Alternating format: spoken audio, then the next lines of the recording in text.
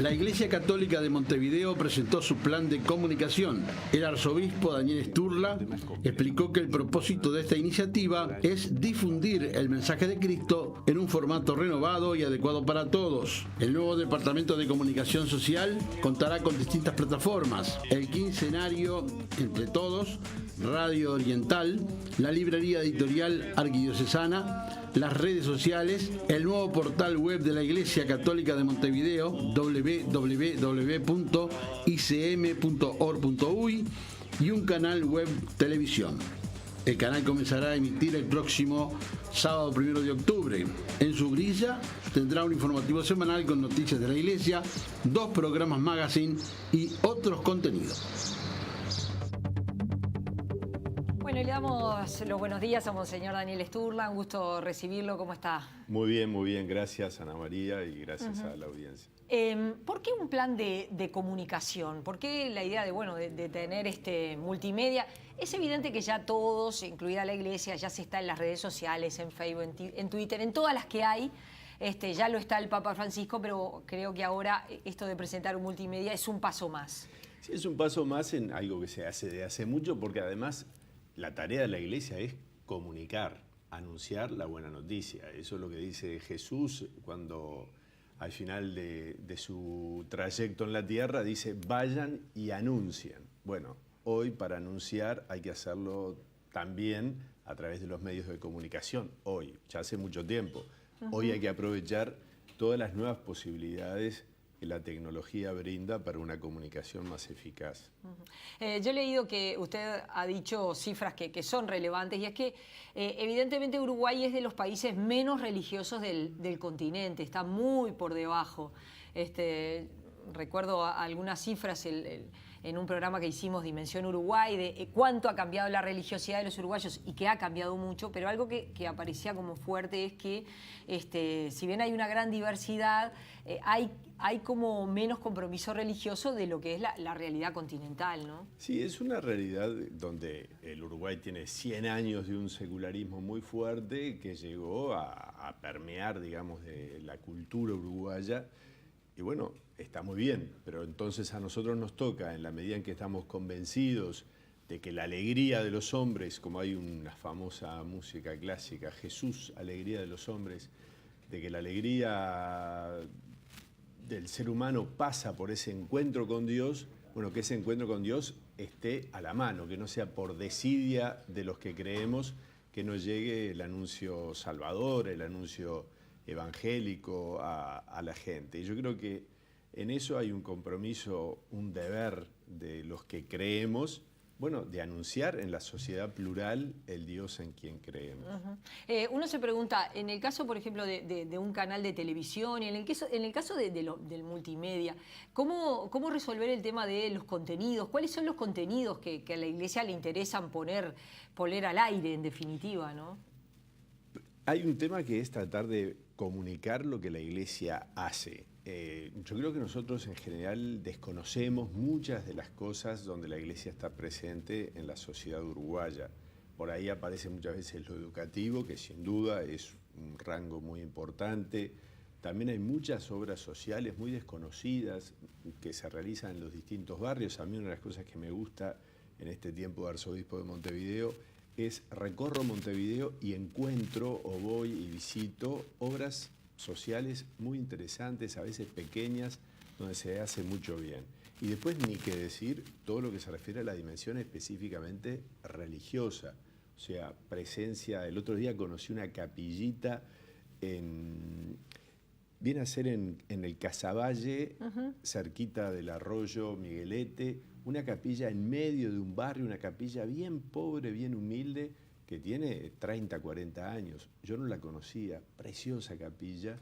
Y bueno, entonces ahí uno ve esa presencia de la Iglesia que se acerca a todas las realidades y que es bueno que se conozca. Pero veo que cuando uno está al frente de un medio de comunicación, también está aquello que son los contenidos incómodos, por ponerle por un calificativo. Siempre hay para todas las organizaciones episodios, situaciones que generan incomodidad. Le pasa a todas las instituciones, también a los partidos políticos. ¿Cómo, a su criterio, cómo manejar eso? Cuando llegue una información internacional o nacional, ¿cómo se hace ese proceso de información? ¿No se informa a su criterio? ¿Se informa? No, porque eso es importante. Hay quienes dicen, no hay que informar nada, son criterios. Uno podrá no compartirlos, pero son criterios. Claro, yo creo que en el mundo en que vivimos, y gracias a Dios, las informaciones llegan mucho más de lo que era antes, y en ese sentido la Iglesia creo que ha crecido en un sentido también de transparencia de las cosas. Sin duda, si hay algo que ha golpeado la vida de la Iglesia a nivel internacional y que también ha tenido su repercusión acá, es el tema de abuso sexual de menores por parte de algunos miembros del clero. Creo que es un tema que obviamente hay que afrontar, pero también lo bueno es que nosotros afrontemos todo lo que la Iglesia ha hecho y está haciendo en materia de prevención de abuso de menores. Ayer me dieron justamente en casa, más que me dieron, lo encontré y dije, oh, ¿y esto? Que es un folleto de un colegio de acá de Montevideo, católico, sobre cómo afrontar la prevención de los abusos, porque sabemos que el tema del abuso sexual de menores es una realidad que está presente en la sociedad de un modo muy trágico. Entonces el tema es cómo educar en la prevención. Bueno, me gustó, y no es el primer folleto que veo en ese sentido, me gustó que un colegio de larga trayectoria acá y iba a tratar con los padres ese tema. Creo que ese, que es un tema muy incómodo, es algo que sin duda tiene que estar en la plataforma digital. De hecho, uno abre la página del Vaticano o la de la Conferencia Episcopal y uno encuentra ahí el protocolo para tratar los casos de abuso de menores. ¿En qué momento usted identifica que en esto la Iglesia cambió? Porque hay un cambio. Cuando empiezan las denuncias, sí, como no hay un reconocimiento, hay un silencio. El gran cambio se da a partir del año 2000, 2002,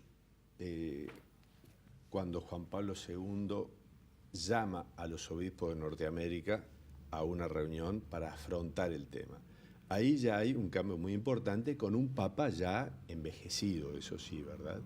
O sea que sin duda los últimos años de Juan Pablo II, él no tenía la energía y la capacidad de gobierno que tuvo en sus primeros 20 años de gobierno de la Iglesia.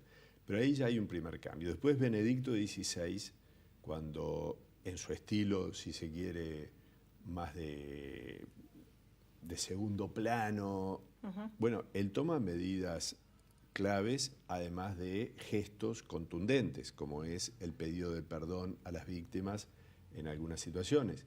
Y después Francisco también retoma el tema. Pero yo digo, es un tema que ya en la Iglesia tiene al menos 15 años de saber perfectamente cómo tratar los temas, cómo enfocar. Después estarán, bueno, las dificultades humanas en lo que se refiere a un dolor muy grande. Pero hay otros temas que la Iglesia también sin duda quiere afrontar. Nosotros hemos hecho ya para esta web TV y para la plataforma todos unos programas de educación sexual que quieren también presentar una mirada espiritual, una mirada llena de valores, obviamente basada en los valores del Evangelio, sobre lo que es la sexualidad humana. También hay todo un tema de la dimensión social, que es la Iglesia tiene una mirada sobre las problemáticas sociales que es muy importante que se conozca. Nosotros hablamos de la doctrina social de la Iglesia. Es un canal católico para católicos, seguramente usted va a decir que no, pero a lo que yo apunto es toda la programación es con una mirada desde la Iglesia. No, ¿sabe por qué se lo pregunto? Porque, por ejemplo, en Radio Oriental, en la mañana hay un programa periodístico de un periodista muy, muy prestigioso como es Emiliano Cotelo, es decir, no es un programa religioso, es un programa periodístico. Lo que pasa es que Radio Oriental se maneja como una radio comercial, es decir, donde vende parte de su espacio porque es la forma que tenemos también de poder mantener la radio. En el caso del canal, que es un canal web, sabemos que tiene otra modalidad. No es que esté cerrado a que haya otras cuestiones, pero básicamente es más explícitamente para el anuncio religioso. Pero justamente, ¿cuál es el desafío de la Iglesia? El desafío de la Iglesia no es seguir fortaleciendo a los ya católicos, por decir así, sino es tratar de llegar a tanta gente que o se ha alejado de la vida cristiana o gente que no cree pero que le interesa la Iglesia. Pues yo acá estoy convencido, tanto a nivel, digamos así, de gente que tiene que ver con la construcción de la sociedad, con lo que dice la Iglesia, así sea para oponerse a ella, importa, tiene su valor. Yo creo que es porque estamos en una realidad donde la Iglesia ha sido constructora de este Uruguay que vivimos. Hace unos días la empresa Factum presentó una encuesta de opinión pública donde instituciones como la Iglesia, el Parlamento, los sindicatos y los partidos políticos, que además en el caso de los partidos políticos se ubican en el último lugar, están por debajo en la credibilidad de la ciudadanía de los bancos, las Fuerzas Armadas y la policía. ¿Les sorprendió esta...? ¿Qué lectura hace? Porque es cierto, los partidos políticos creo que deberían hacer la lectura como más preocupante, ¿verdad? Porque están en el último escalón de la credibilidad de la gente. Pero en el caso de la Iglesia, el Parlamento, los sindicatos están por debajo de los bancos, la policía y las Fuerzas Armadas. Yo creo que obviamente hay un elemento básico de la vida humana que está reflejado en esa encuesta, que es la confianza, ¿verdad? ¿Dónde es que yo deposito mi confianza? Y ahí la Iglesia queda en mitad de camino, digamos así, en esa encuesta, lo que obviamente nos puede preocupar. Sí, sobre todo detrás de los bancos, ¿no? Sí, los bancos. Pero bueno, ahí entra cuáles son también las preocupaciones más grandes que tiene nuestra gente. Y sin duda hay una preocupación por lo económico y qué es lo que vende un banco. Como me lo decía una vez un banquero, un banco vende confianza. Y bueno, se ve que la venden bien. Se ve que la gente le cree. ¿Le atribuye esa posición a como la falta de llegada de la Iglesia Católica? Hoy aparecen, bueno, muchos mensajes religiosos. En muchos casos, en algunos casos, bueno, más creíbles, otros menos creíbles, pero en definitiva que logra la captación de miles de fieles, ¿no? Sí, o sea, yo creo que el tema ahí es el tema de la seriedad de los mensajes religiosos que hay, ¿verdad? Yo cuando me encuentro con gente de la colectividad judía, ayer tuve un encuentro hermoso de una entrega de premios que hacía en Beneverit a chicos de distintas escuelas, y hay una solidez también del mensaje religioso. Yo digo, qué bueno. Cuando yo me encuentro con, por ejemplo, hace un tiempo en la cárcel, con evangélicos que trabajan con mucho cariño y que presentan una imagen de un Dios misericordioso, liberador, que ayuda a sanar heridas, yo digo, qué fantástico. Entonces, a mí no me importa la competencia, entre comillas, cuando se trata de propuestas serias que llevan a la persona a ser mejor en sí mismos y al encuentro con Dios. Nosotros en este nuevo Parlamento se sumó un conjunto de legisladores que han señalado que conforman una especie de bancada evangélica. Ellos han dicho que no están funcionando, pero tienen algunos principios como es, bueno, el mensaje de Dios por encima de lo que establece la Constitución de la República. ¿Cómo ve? Que es un fenómeno que en América Latina se ha dado mucho. Por ejemplo, en Brasil la bancada evangélica efectivamente funciona y es muy fuerte, por ejemplo, ¿no? Yo creo que en lo que estamos del siglo XXI, esa mezcla de lo religioso y lo político no es positiva. Yo no lo veo positivo. Otra cosa es que las iglesias, desde su perspectiva, digan una palabra sobre los temas sociales, éticos, etcétera, que me parece importante. Es decir, otra cosa, voy a las personas concretamente, conozco mucho al diputado Amarilla, que me parece una excelente persona, no conozco a los otros diputados evangélicos que están. Y me parece que después tomar una frase medio aislada, decir, yo creo que cualquier persona actúa por sus sólidas convicciones, parte de la convicción democrática de cualquier ciudadano, pero más aún de un ciudadano que tiene un cargo de representación política, es el respeto a la Constitución. Obviamente eso no quita y no hay que poner en pugna cosas que de por sí no tienen por qué estarlo, como puede ser la dimensión religiosa de la fe con lo que dice la Constitución, porque se manejan en dos planos diversos, aunque sin duda habrá puntos de toque, no necesariamente de choque. Usted dice, bueno, no lo ve como algo positivo que se conforme ese tipo de bancada religiosa, bancada evangélica. Eso no quiere decir que cada uno no pueda ser evangélico, católico o lo que sea. Exacto. No es positivo. Siempre... Es una mirada, por supuesto, totalmente opinable. No lo veo como... Y no creo que acá se haya dado como tal. Sé que en otros países se ha dado y es muy complejo el tema, ¿verdad?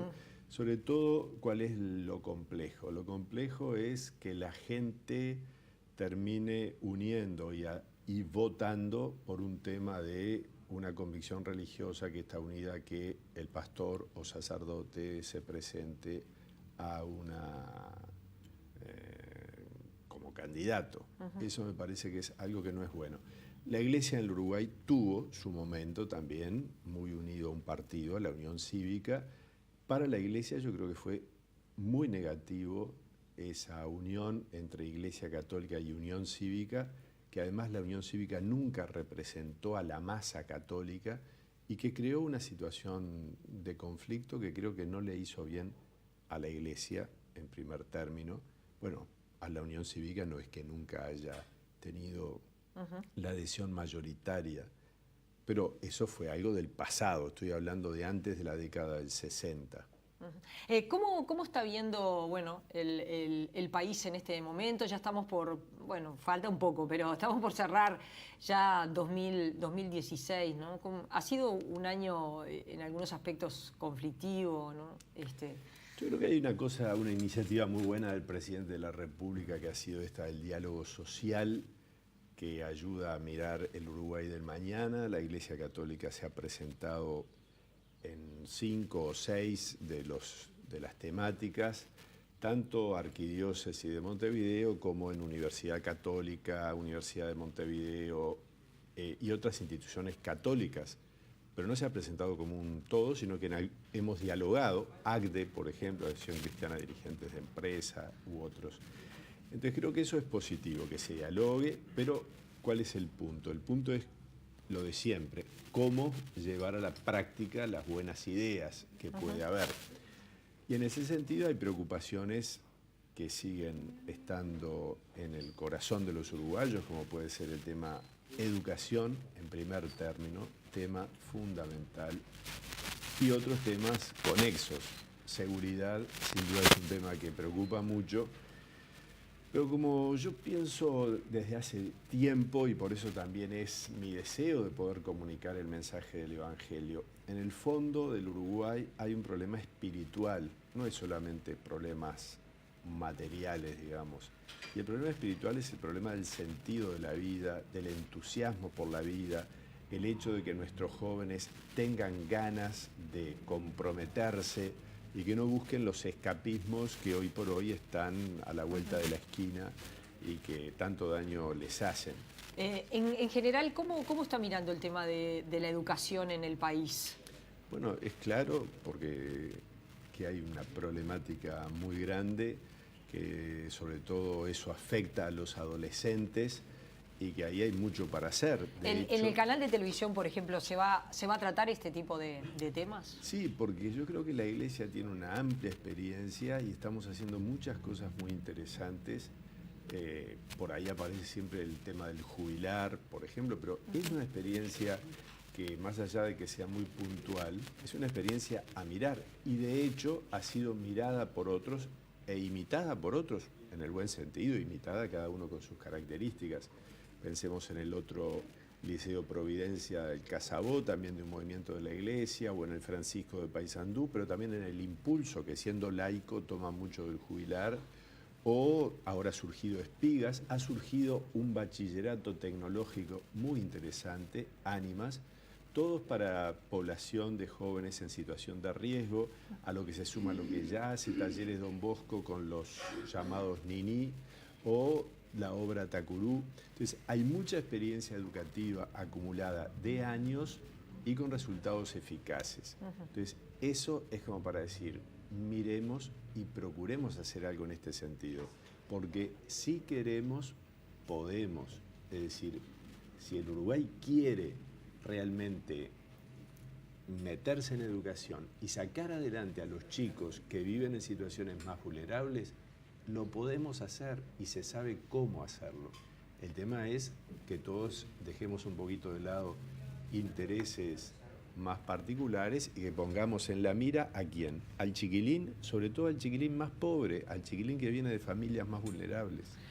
Monseñor, gracias por haber venido. Ha sido un gusto recibirlo. Volvemos a conversar en cualquier momento. Si no me equivoco, el sábado 1 de octubre es que empieza ya la emisión del canal web. Exacto, esperemos que vaya muy bien. Bueno, gracias por haber venido. Un gusto, Ana María. Un gusto. Nosotros continuamos en la mañana.